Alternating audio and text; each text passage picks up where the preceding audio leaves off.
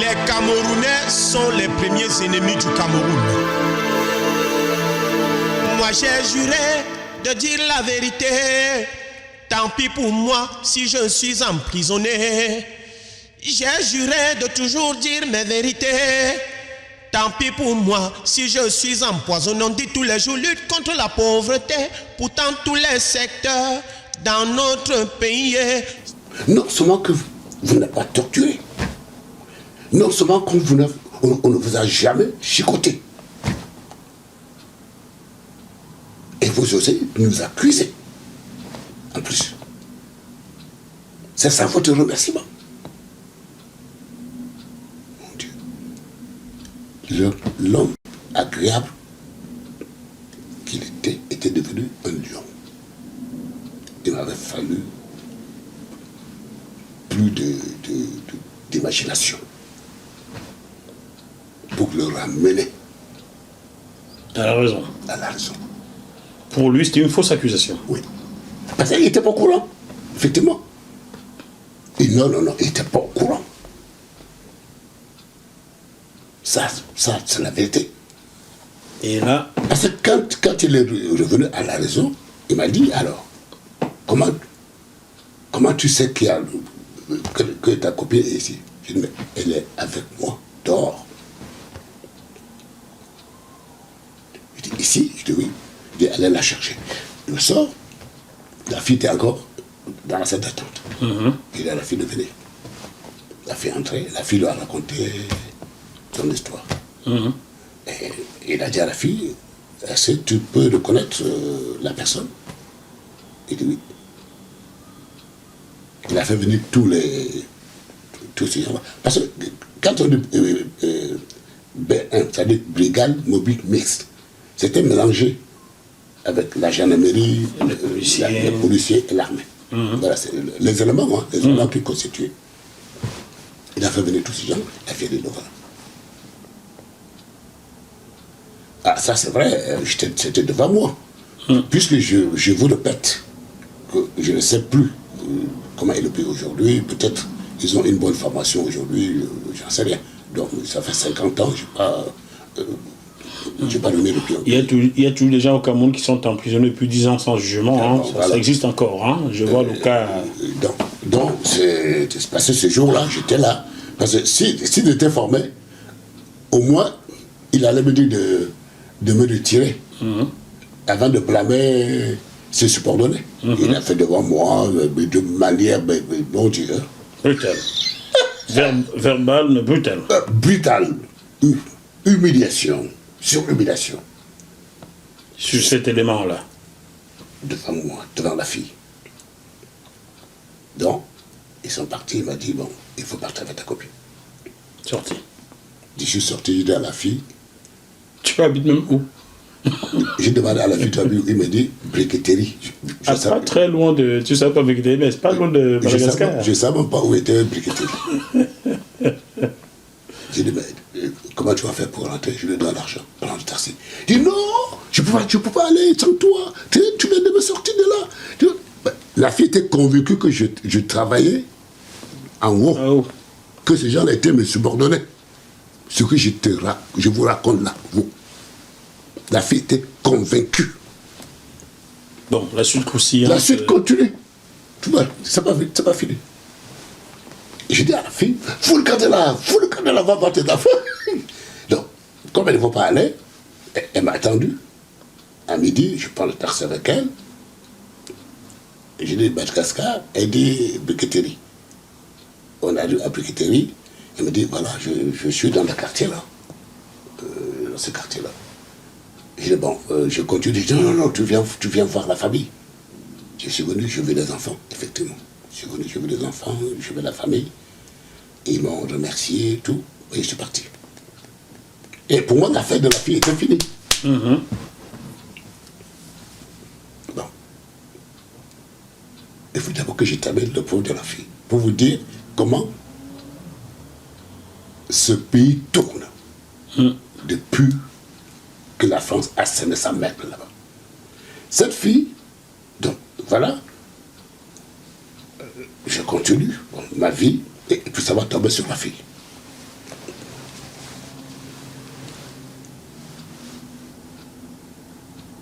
Quelque temps après, on me donne un laissez-passer.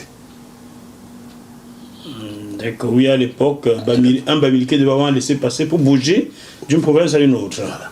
Que les Bamileke. Je ne sais pas si c'était que les Bamileke. J'ai vérifié cela, c'était que les Bamileke qui devaient avoir laissez-passer. Voilà.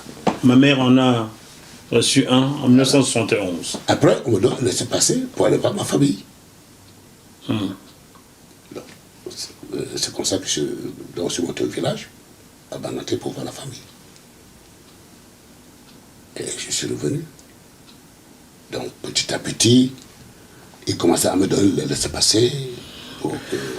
Était-ce à ta demande ou on te donne automatiquement? Non, on te dit, on te donne une 4 jours, tu viens, nous sommes jeudi, on te dit, bon, tu reviens jeudi prochain. Parce qu'avant, c'était tous les jours. Ah, tu es là à la BM tous les jours. Après, on a espacé maintenant. Voilà, ils ont commencé à dire, vous pouvez venir que jeudi, et voici votre laissez-passer. Si vous voulez aller voir la famille. Mais c'était une façon de me surveiller. Oui. Donc, je suis allé au village, je veux ma famille, je veux ma mère, je veux mon père. Et j'arrive à Bangaté pour la deuxième fois. Comme je te dis, je suis Bangaté vraiment de la famille royale.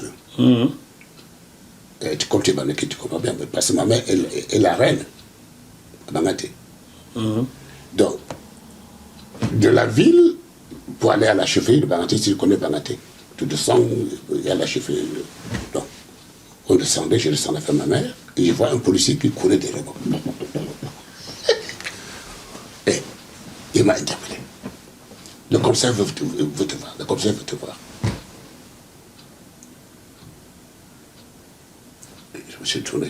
Il me dit, oui, le commissaire veut te voir. Il dit à ma mère. Et ma mère, elle peut continuer. Il dit, ah, non, elle aussi. Donc, toi, ta maman, le commissaire veut voir tout le monde. Tout le monde. La suite. Je retourne en ville avec ma mère. On rentre dans le commissariat. On est assis dans son bureau, le bureau du commissaire. Il me regarde. Il me dit, docteur Sandieu. Parce qu'à ce moment-là, je n'avais plus peur de rien. De rien. Je vous assure, ce que je vous dis là. Je n'avais plus peur de rien. Jusqu'aujourd'hui, vous allez voir qui a chassé à Dieu de pouvoir. Et si vous ne le croyez pas, lisez le livre de Ficheret. C'est dedans, il a dit. D'accord. Donc, dans le bureau du commissaire... Au commissariat, dans son bureau, il me regarde. Il me dit, est-ce que vous connaissez Diakité Ali? Ma mère, qui est assise à côté de moi, tout ce que ma mère me demandait, est-ce qu'elle va me mettre le coup là? Est-ce qu'on va me mettre le coup là? Est-ce qu'on va me mettre le coup là? Est-ce qu'on va mettre le courant, quoi? Le courant, oui. Le courant, oui. Oui. La pauvre, maman. La pauvre. À un moment donné, je me suis retrouvé avec elle, je dis, maman, ouais. Mais si tu as peur de la torture, mais il ne fallait pas faire de garçons. Il fallait faire que des filles. Parce que les filles vont en mariage, ils sont tranquilles, vous êtes tranquilles. Quand vous faites des enfants, des garçons, parmi les garçons, il y a tué un bagarreur. Je suis sûr. Vous allez faire comment? Donc, je regarde comme ça. Je regarde sa question. Diakité Ali, je le connaissais. Effectivement. Il était à Prague. Il était étudiant à Prague. À Prague, à République tchèque. À République tchèque. D'accord, Diakité Ali, Camerounais. Diakité Ali, Camerounais. Son vrai nom, c'est Jean Ouetté. Son nom de combat était Diakité Ali. Ah, d'accord. Je comprends. Je commence à me dire, mais c'est qui c'est ouest-africain ou Camerounais? Bon. D'accord. Donc, je regarde le commissaire. Je regarde le Diakité Ali en question. C'était quoi, Diakité Ali? C'est que quand j'étais étudiant en Roumanie, c'était pendant les vacances d'été. Pendant les vacances d'été, on pouvait se balader. À l'époque, les Africains ne sont pas les Africains d'aujourd'hui. Bon, comme nous, on n'avait jamais eu de passeport. Jamais. Non, pour voyager, tu demandes le passeport de n'importe quel Africain te donner, et puis voilà, tu partais avec. C'était comme ça. Et les pays de l'Est, à l'époque, ils nous donnaient le visa volant, mais pas dans le passeport. Ah, on donnait un papier. Oui, parce qu'ils savaient qu'avec le passeport, le visa volant, si tu étais en danger, tu pouvais déchirer. Oui. Alors que dans le passeport, tu ne peux pas. Donc ils étaient un peu militants de la cause africaine. Bien sûr, absolument. Absolument. Le pays communiste, à l'époque, ce pays était socialiste. Ce n'était pas le pays d'aujourd'hui. Communiste ou socialiste? Non. Le communisme, c'est le type du socialisme. D'accord. C'est l'étape supérieure du socialisme. D'accord. Voilà. On peut parler de ça. Donc ils étaient socialistes. On va rester sur le Cameroun. Voilà. Car le Cameroun n'a pas créé le communisme ou le socialisme, donc voilà. On va dire ça là-bas. Donc, Diakité Ali, maintenant. Je pars, bon, les vacances, je dis, qu'est-ce que je fais à Bucarest? Je m'en vais me balader à Prague, que je connaissais déjà. J'achète mon billet d'avion, je monte dans l'avion, mais j'avais oublié mon visa volant. À la maison. À la maison. J'arrive à l'aéroport, on me dit le visa. Oh, j'ai oublié le visa. Oh, nous sommes entre frères. Ah non, pas question. Donc, il me dit, allez chercher, il y a l'avion qui va partir à Bucarest à telle heure, vous allez rentrer à Bucarest chercher le visa. Je dis, si je retourne à Bucarest, je perds mon billet. Puis, comme c'était le billet aller-retour. Bon, il y avait une policière qui écoutait la conversation. Elle est venue, elle me dit, bon, je vais appeler les Camerounais, les étudiants camerounais à Prague, parce que je connais certains. Elle a appelé pour lui dire, voilà, il y a un Camerounais qui est ici, qui n'a pas de visa, il a oublié son visa, et est-ce que vous pouvez venir le récupérer? Parce que c'est comme ça dans ce pays-là. Parce que si vous étiez Camerounais, les Camerounais pouvaient venir dire, il est Camerounais. Attesté. Oui, voilà. Donc, or, ses camarades, c'était les amis. C'était les amis. Je connaissais bien, sauf Diakité Ali.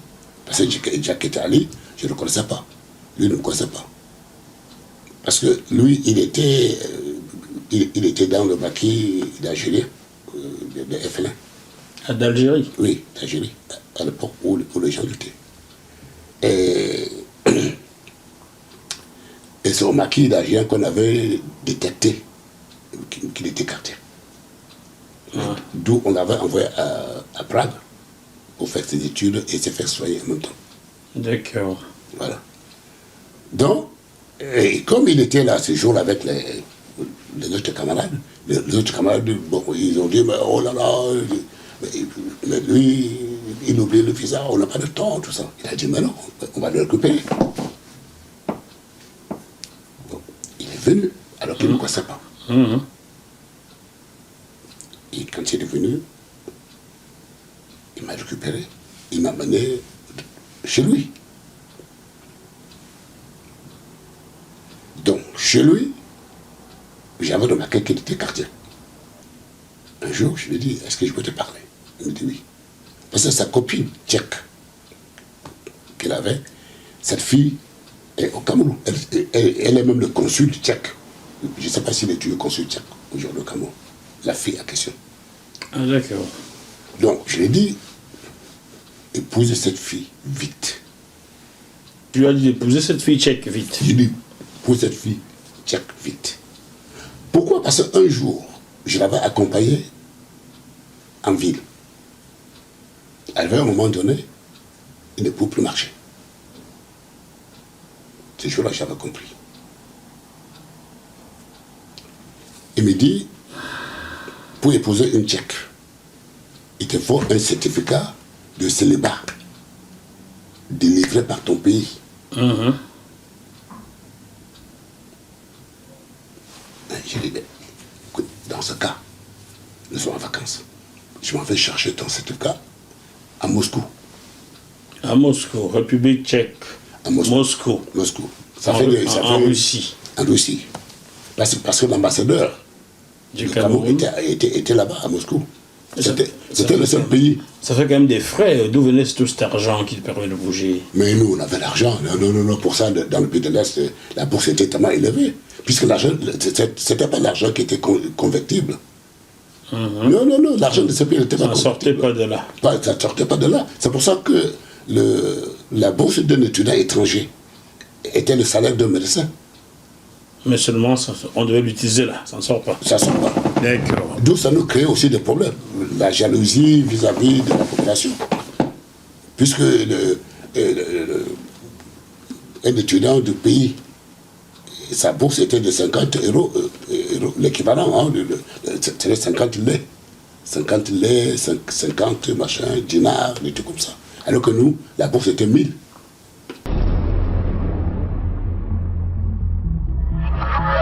Ce programme vous est proposé par Deviseo Fret, spécialiste du transport international Afrique, Dom-Tom, Océan Indien. Retrouvez-nous sur www.deviseo-fret.com. Téléphone +33 139 85 14 23. Tu es donc allé en Russie prendre un certificat de célibat Je suis allé en Russie. pour Ali Diakité. Voilà, je suis allé. Jean Ouetté. Je suis allé chercher son certificat de célibat. L'ambassadeur m'avait donné, je suis venu, je lui ai donné. Et puis je suis rentré en Roumanie. Et un beau jour, j'apprends aux informations qu'il est mort. Voilà. Bon, voilà. C'est là maintenant on revient sur le commissaire. Donc, le commissaire, il me pose cette question. Dans ma tête, je réfléchis. Mais quelques minutes, je dis, mais voilà quelqu'un qui était venu me chercher à l'aéroport. Il ne me connaissait pas.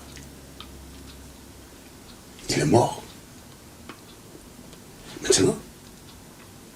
On me demande si je l'ai connu. Si je l'ai connu. Je vais le renier parce que j'ai peur de mourir. Non. C'est pas mon style, ça. Il a dit oui. Tu as dit comme c'est lui, je connais. Mais je sais ce que vous voulez que je vous dise. Vous voulez que je vous dise qu'il était un maquisa, qu'il a tué tous les Camerounais, qu'il a fait ceci. Il était le contraire de ce que vous voulez savoir. Et je l'ai raconté alors, dans quelles circonstances. Tu l'as connu. Oui. Il m'a écouté. Quand il m'a écouté, il a fini. Il m'a écouté. Il dit, hey, lève-toi. Je me suis levé. Je lui ai dit, laisse ma mère partir. Il est là, elle fait aussi. Ma mère, donc,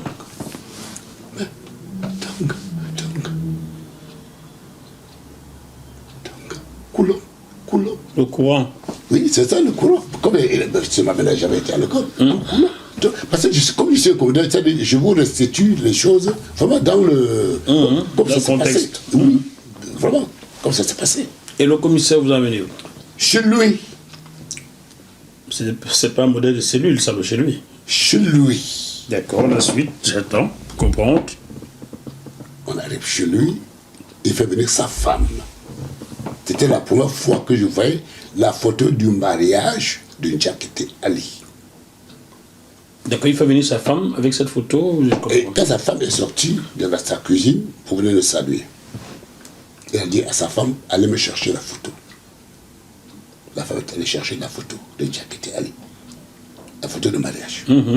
Avec la fille tchèque. Tchèque. Sous tes conseils. Il regarde. Je regarde, je dis oui, c'est lui. Il me dit, tu sais pourquoi toi, depuis que tu es là, personne ne t'a jamais touché. Je dis non. Il dit parce que depuis que tu es là, tu dis toujours ce que tu as fait. Et non ce que les autres ont fait. On fait. Ah. Tu n'as jamais dit, c'est telle personne, c'était pas moi, c'est telle personne. Non. Tu dis toujours ce que tu as fait. Tu sais pourquoi certaines personnes sont torturées? Parce que vous êtes à l'étranger, on vous raconte tellement de choses. De vrais, de faux, de trucs, voilà. Il y a beaucoup de choses. dans tout ce qu'on vous raconte. Je sais pourquoi on torture certains. Je dis non. Il me dit, voilà, c'est ma femme, c'est sa petite sœur.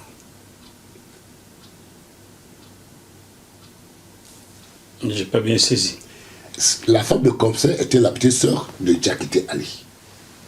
Ah, d'accord. Waouh. C'est là qu'il me dit, si tu m'avais dit, oui, je connais Diakité Ali, oh là là, c'était un grand maquisa, un grand ceci, un grand machin, tout ça. Mais tu partais chez toi tranquille.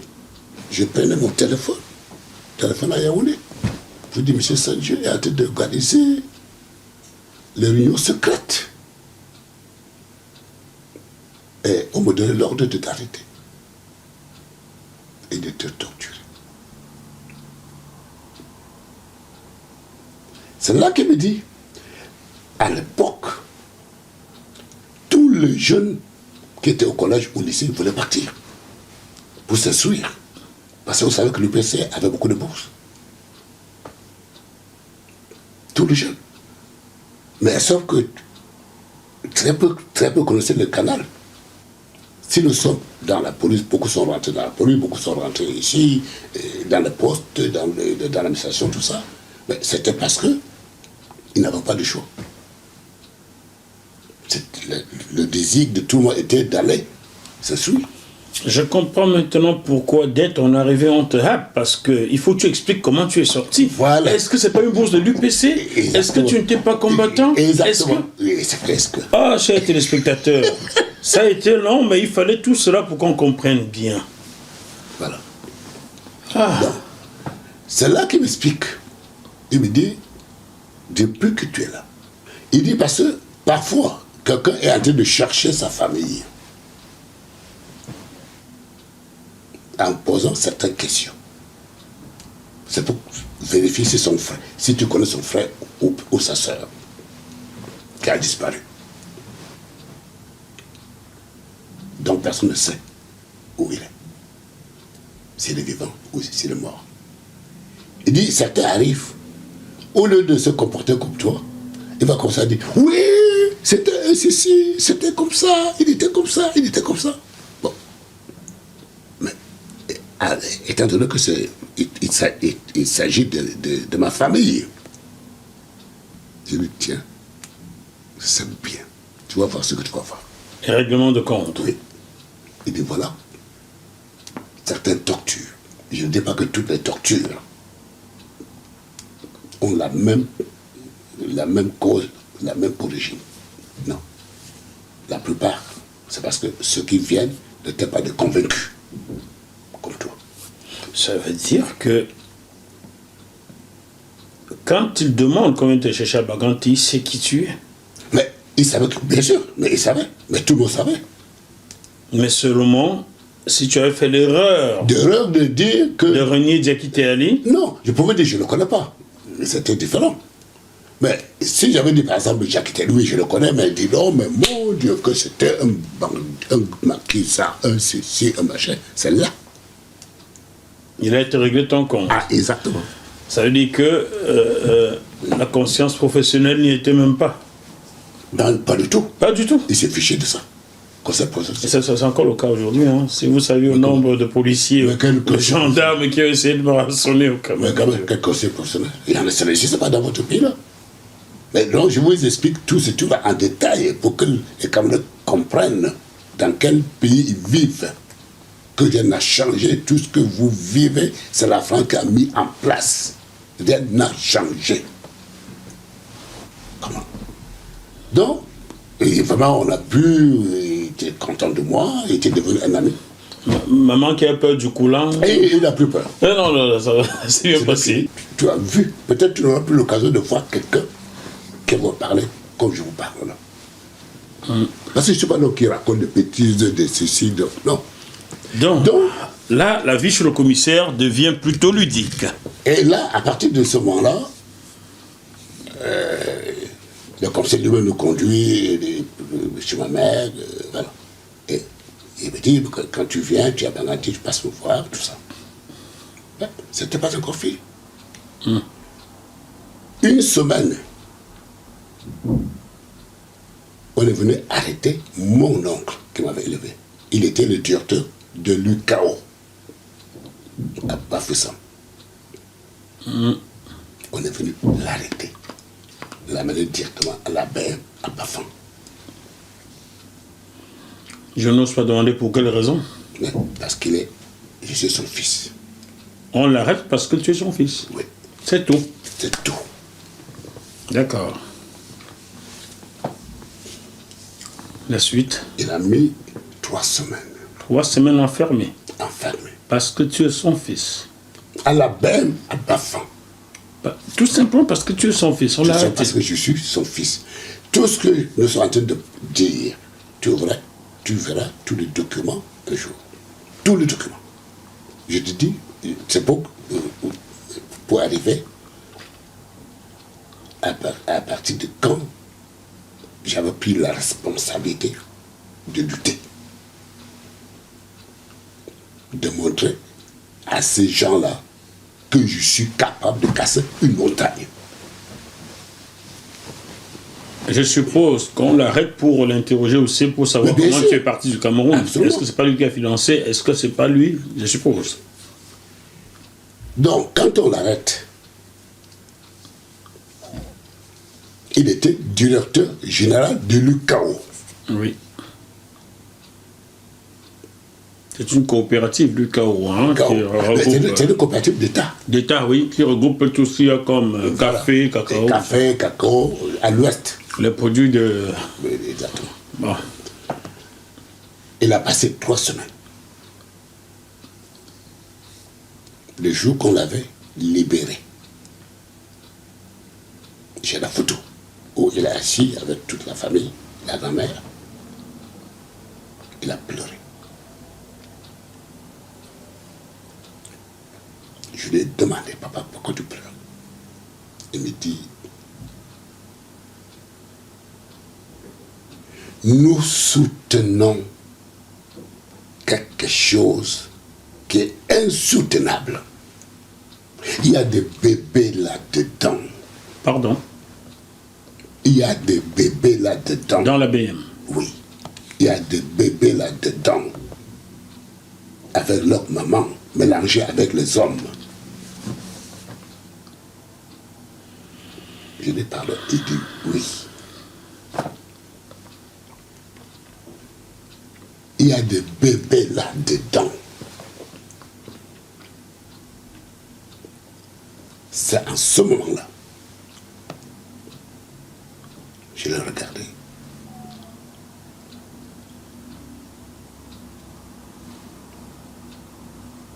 Je lui ai dit, je n'ai pas voulu lui dire, parce que si, je suis sûr que s'il avait dit, il allait m'empêcher.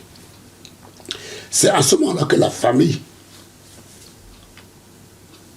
s'est réunie en réunion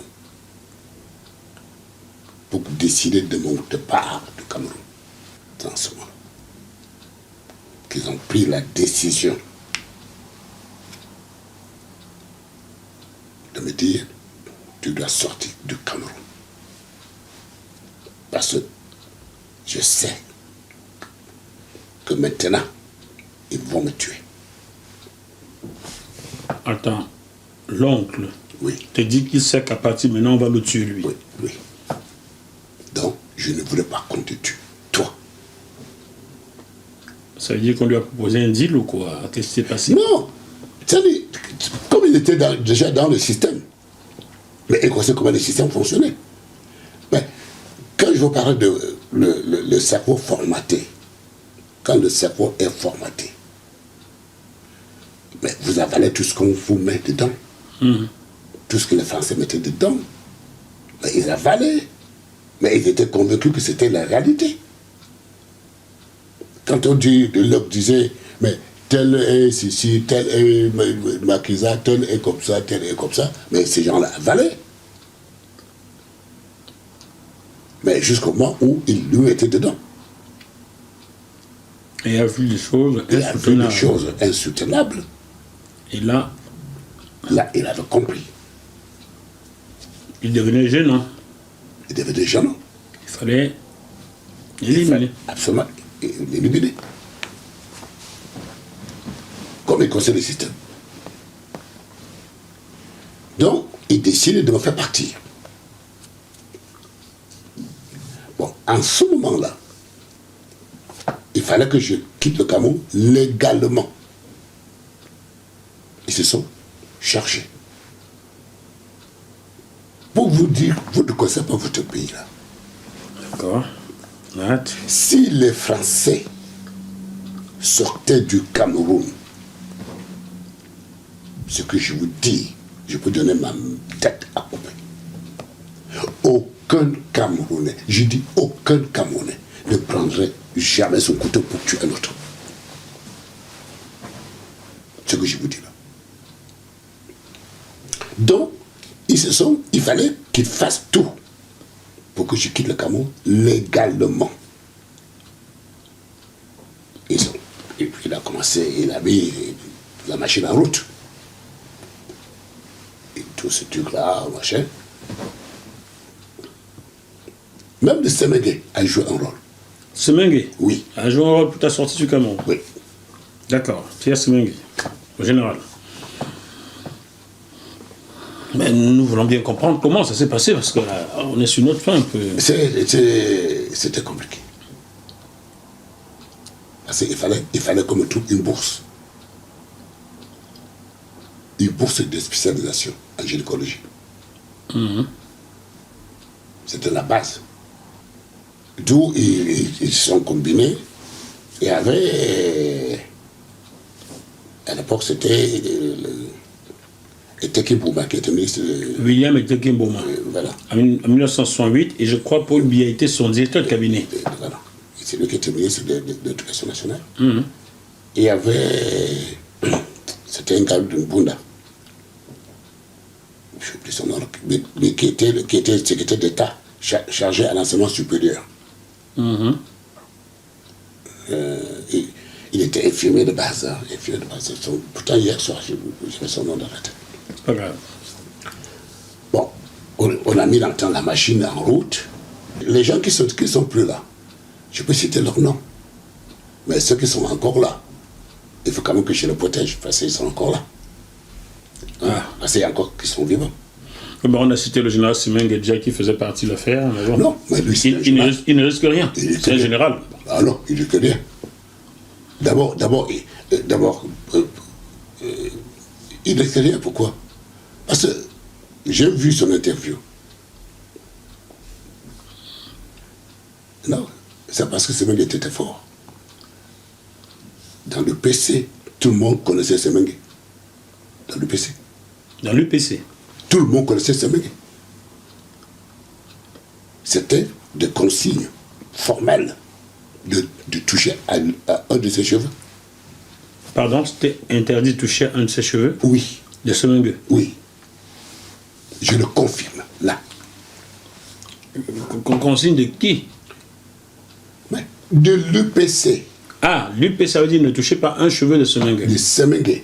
Pourtant, c'est lui qui a touché à vos cheveux après. Il le dit. C'est là où ces gens-là, c'est-à-dire les Moumier, les Wandiernes, consorts, s'étaient trompés. Donc l'homme a... Le loup dans la bergerie était Semengue, mais vous le protégez. Voilà. Mais sauf que lui, quand il raconte des choses, que c'était passé à Bazou, parfois je rigole. Je dis, mais... Parce que quand il raconte lui-même qu'on a liquidé tous les Français, les bataillons, les machins, bref. Donc, je reviens sur moi, comment je suis parti de Cameroun. Donc, on m'a dit, tu vas te marier. Ce que j'ai fait. Avec une jeune fille du terroir. Le pays, mais qui n'était pas Bamileke, qui était petit. Parce que c'était aussi dans le PC. Pour construire une nation camerounaise, il fallait prendre une fille d'une autre tribu. Il fallait que la fille prenne son mari d'une autre tribu. Parce que les enfants D'accord. allaient être de vrais Camerounais Et faire la paix. Et faire la paix pour casser les tribus. Un peu comme à Zoétélé, les Bassa et les Ewondo ont fait pour construire Zoétélé. Voilà. Voilà, ça, c'était vraiment l'image de l'EPC, ce que l'EPC avait mis comme programme. Donc, ça fait que... Donc, je me marie de cette fille qui était Betty. Et je précise que ce n'était pas une fille trouvée en boîte de nuit ou trouvée dans la rue, jamais. Et je précise que je n'avais jamais couché avec cette fille avant le mariage. J'ai couché avec cette fille la première fois, ici, en France, quand elle était venue me rejoindre. Pour que les Camerounais comprennent que les Camerounais avaient une civilisation, avaient une moralité, avaient une dignité. C'est pas ce que je vois aujourd'hui. D'accord, tu te maries avec elle là. Donc, Première étape. première étape. Maintenant, on a trouvé la bourse. Oh, qui? La famille, je parle de ma famille. Oui, Je suis incapable de te dire qui est vraiment à manœuvrer pour que la bourse... William Itekimboma est décédé déjà, ça fait quelques années, ça fait 2 ans, je crois. Ben, il est possible qu'il a joué un rôle. Pour ça, je ne connais pas tout le rôle. Hein, non, je ne connais pas tout le rôle. Je sais que il y a ma cousine. Elle vit encore. On ne va pas donner son nom. Je ne vais pas dire son nom Non, parce qu'elle non. vit. Mais son mari est mort il n'y a pas longtemps. On ne va même pas donner le nom de son mari quand on pourrait la Sauf que reconnaître. son mari était l'ami intime de Bia. Ah, d'accord. Voilà. Et bien à l'époque, au cabinet de William Itekimboma, Voilà. je pense Donc, bien, c'est si je ne me trompe pas, je peux me tromper, je n'étais pas né. C'est pour ça que je connais bien Bia. D'accord. Par ce biais-là. C'est là par ce biais-là que je connais bien. Ok. C'était son ami intime. Donc, c'est ma sœur qui avait pris donc, la partie du visa de ma sortie du Cameroun. Ma cousine, là. C'est elle qui avait contacté Pondi. On dit qu'il était Le de directeur la de la sécurité sûreté. nationale, je me souviens, Oui. tu m'en as parlé Mais aujourd'hui. bien sûr. Ouais, tu vois, C'est lui- je suis bien. Hein? C'est lui qui était le directeur comprends. de la sûreté La sûreté nationale. Il était ambassade. Pondi. Je pense bien que c'est Pondi qui Voilà. a fait les démêlés avec Amadou Oh. Aïdjo à un certain moment. Je crois bien. Quand il était allé voir, elle est allée voir Pondi. C'est à partir de là qu'elle avait vu que j'étais interdit de sortir du territoire. Alors, on t'a fait revenir et on t'a interdit de sortir, de repartir. À ce moment-là, Wow. il fallait maintenant lutter pour que... Lever l'interdiction. Exactement. Et tu vois quand même que vous avez devant vous quelqu'un qui sait de quoi il parle, de quoi votre pays là. Donc, elle s'est battue. Elle s'est beaucoup battue. Donc, parce que l'interdiction de sortir du territoire était signée par 3 personnes. Qui sont? Pondi, D'accord. Timothée, Yemo Timothée, c'était un Tchang. Qui était occupé Mais par c'est lui qui était le responsable de l'immigration. Oui. Et le commissaire Midi, c'est un gars de Douala. Je ne sais pas si c'était vraiment Douala, puis au Sawa. Bon. Donc, il fallait donc que les 3 re-signent. Pour lever l'interdiction de sortie. Oui. Ce qui a été fait. Ce qui a été fait, ben, pour vous dire, votre pays. Donc, il a fallu, quand Bassin voit Pondi, Pondi dit, oh là là, mon Dieu, comment on va faire? Donc, on va voir Yemo Timothée. Bassin est allé voir Yemo Timothée. Yemo Timothée dit, oh là là. Donc, ça veut dire que Pondi est d'accord pour lever l'interdiction. Oui. Mais, comme il ne peut pas le faire seul, Il faut qu'on voit les 2 autres. il faut maintenant voir les 2 autres. Elle voit Yemo Timothée. Yemo Timothée est d'accord. Mais à condition que les 2 autres aussi. Bon, comme il a peur de s'engager, il dit, va d'abord voir le chef. Mais ma soeur ne peut pas lui dire que j'ai déjà vu le chef. Tu vois, le truc de Migbac. Donc, c'est comme ça que ma soeur avait vu les 3. Elle a un. Et comme chacun était d'accord, bon, non. Ils se sont mis, je ne sais pas comment ils ont fait, la réunion, tout ça. Bon, ils avaient décidé de laisser partir. Et c'est comme ça que j'avais eu le passeport. D'accord. Pour la première fois de ma vie. D'accord. Donc, j'ai eu le passeport. Et à la bourse, le passeport, il fallait maintenant aller à l'ambassade de l'Union soviétique pour le visa. Mhm. Donc, tout était fait. Mais c'est là que la famille avait dit, mais tu ne pars plus à Moscou, mais tu vas à Paris. La famille t'a dit ne va plus à Moscou, va à Paris. À Paris. Alors que tu as un visa de l'Union soviétique. Oui, pour aller faire la gynécologie. C'était le prétexte pour me faire sortir du Cameroun. Mhm. Mais personnellement, je voulais aller à Moscou faire ma gynécologie là-bas. Mais la famille avait peur. Pourquoi? Puisque je suis déjà repéré. Je suis déjà repéré comme quelqu'un qui a fait des études à l'Est, tout ça. Donc pour leur Dans le bloc communiste qui fait peur. qui fait peur. Donc pour leur sécurité, il faudrait que j'aille à Paris. Oh le pauvre, je connais un au Gabon qui a 60 ans maintenant, il a fait ses études en Russie. Voilà. Depuis son retour au Gabon, il a connu des choses comme toi. Et, il allait pointer à quelque part 3 ans, 3 années. Et jusqu'aujourd'hui, on a peur de lui au Gabon. C'est pas fini. Pourquoi tu coupes les choses? Je n'ai pas coupé, je veux te dire que j'ai connu d'autres personnes. Voilà, donc ça ne fait que confirmer ce que je suis en train de raconter. Ouais, ça confirme, je confirme donc ce que tu me dis parce que je connais un au Gabon jusqu'à présent, oui, comme ça. C'est comme ça que la famille me demande d'aller à Paris. Ouais. Il est d'accord. J'ai allé à Paris, en France, à Lyon, parce que mon petit frère était à Lyon.